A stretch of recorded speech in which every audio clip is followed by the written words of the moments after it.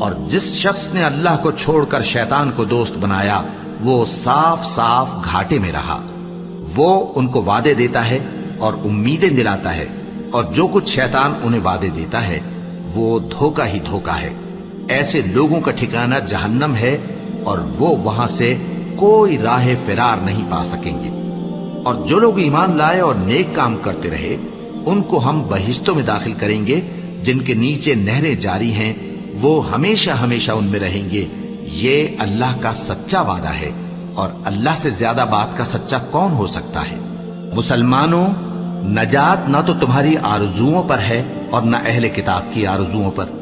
جو شخص برائی کرے گا اسے اسی طرح کا بدلہ دیا جائے گا، اور وہ اللہ کے سوا نہ کسی کو حمایتی پائے گا اور نہ مددگار۔